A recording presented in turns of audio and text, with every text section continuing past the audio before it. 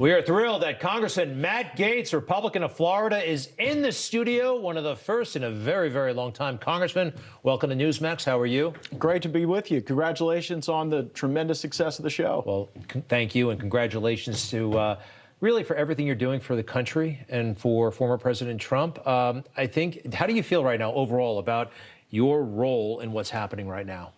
We are watching as the Democrats are now expanding their indictment beyond just President Trump to his supporters, to the people who showed up in Washington, D.C., not to do any harm, not to breach the Capitol, but to express their displeasure with an election that they believe should have been run by tighter standards. I do think President Trump's defense has missed the opportunity to define the president's concerns about election integrity as entirely proper when you have officials in some of these states unilaterally departing from the law. So now you've got this emotion-based argument driven by the Democrats. And, you know, while they're tearing up each and every day, I don't know that they're moving the American people, because the American people would probably like to be the subject of the focus of their government rather than seeing the Democrats obsessed with the former president. So yesterday wasn't a great day for the lawyers for President Trump.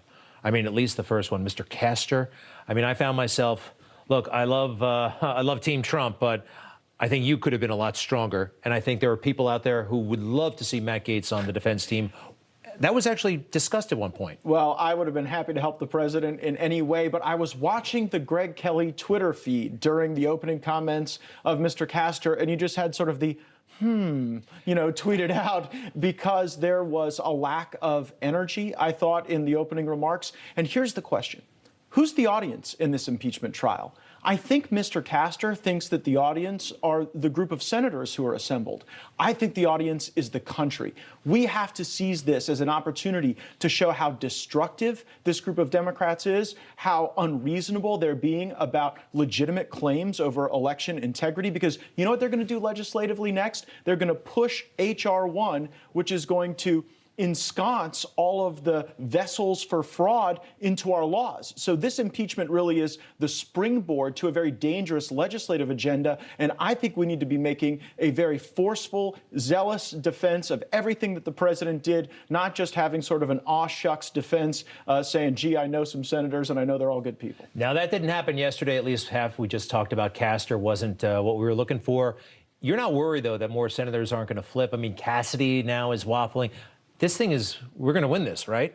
I do believe that the president has a very high floor here. I think that there's a very low likelihood that you'll see a regression off of the position that this is an unconstitutional impeachment. But you know, you can never take your position in any trial for granted. And here I think you saw some improper lawyering result in a regression of the president's position, losing Senator Cassidy. Let's take a look at Bruce Castor in action. This is from yesterday. Go ahead, please.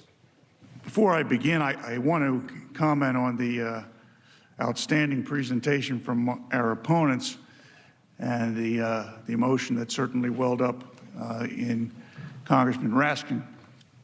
I was struck. I thought the House managers who spoke earlier were brilliant speakers. And I made some notes, and they'll hear about what I think about some of the things they said later when I'm closing the case.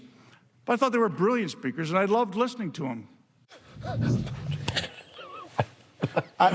Listen, we need an attack dog, not a cat bath. He was giving him a cat bath up there, and we ought to be pointing out the hypocrisy, Greg, the fact that these Democrats are trying to hold the former president to a standard that they themselves cannot live by. That should have been the forceful defense of the president. Instead, we got this very kind of aw shucks approach that I don't think played well in the well of the Senate or throughout America. Well, we've seen you be very, very aggressive. We know you wouldn't have done that. Unfortunately, the rules don't allow it, but you're still confident he will be, not convicted.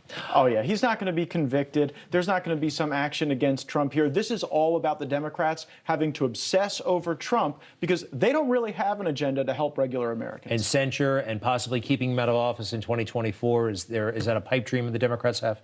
I do think they're scared of him, Greg. I think that the animating factor here is also a fear that Donald Trump will come back stronger than ever before, and that's why they're doing it. You know, I thought everything was supposed to go back to normal, they told us. Our precious norms would be restored as soon as Donald Trump left. Well, things seem weirder than ever. Normal for them is a deranged focus on Donald Trump. This is their normal. All right, so listen, you've been going out to Wyoming quite a bit, I believe. There is one member of the House, Liz Cheney, who represents. She, of course, was in favor of impeachment. I believe she still has a leadership role in the House of Representatives. You obviously don't like that. A lot of folks don't like that. What's the latest?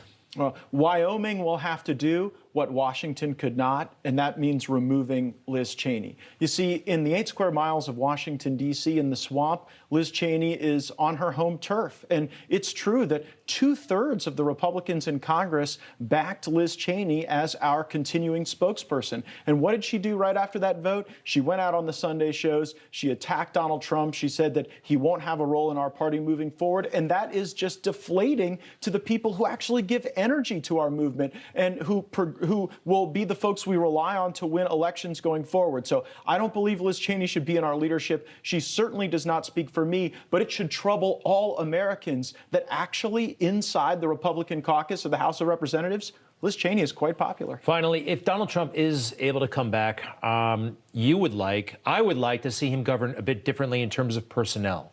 You know, a lot of us have been frustrated by some of the establishment figures that he relied on. We won't name names. You probably know a little bit of who I'm talking about. But he kind of went to the usual suspects in staffing the White House. You think he's learned a lot since and regrets that and would do things differently? Well, the beauty of a second Trump term would be the knowledge the president has acquired regarding who's really with him.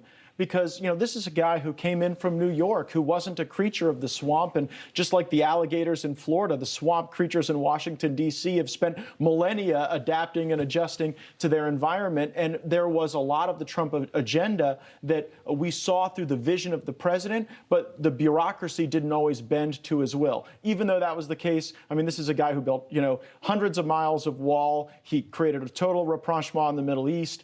He reignited the American economy, reset our trade deals, but I think he could do even more if that advice you just gave is followed and we have an even more America first focus on the personnel side of the government. What were you like in high school? Were you on the student council and stuff like that? Did you always see yourself in politics someday? I was the captain of the debate team in high school. I know that'll shock you. And I know what you're thinking. All the girls wanted to go to homecoming with the captain of the debate team, right? Well, I don't know. What'd you look like back then? You know what? I'm told I get better looking by the day, but that's only by my fiance. Your fiance? Yeah. Can you tell us real quick when's the date? Listen, it's true MAGA love. I met her at Mar-a-Lago, proposed at Mar-a-Lago, and we're going to get married in 2022. Fabulous. What's her name? Ginger. Congratulations. Our best to Ginger. Anything in your immediate future or other than the marriage that we should know about? I think that the fight in Washington is going to be a very dirty one. You see the Democrats right now are doing everything they can to centralize power. And what I worry about, Greg, is if we allow that to happen, it'll be ever the more difficult to have clean elections and to ensure that candidates with the populist energy that brought victory to our president will be available to ensure the best days would still be ahead for America. Congressman Matt Gaetz, Republican of Florida. Thank you. All right, my man. COVID handshake. We'll be right back. This is Congressman Matt Gaetz. If you like that video, make sure you like and subscribe to our YouTube channel, follow us on social media, and join us on our daily podcast, Hot Takes with Matt Gaetz, on your favorite podcast listening platform.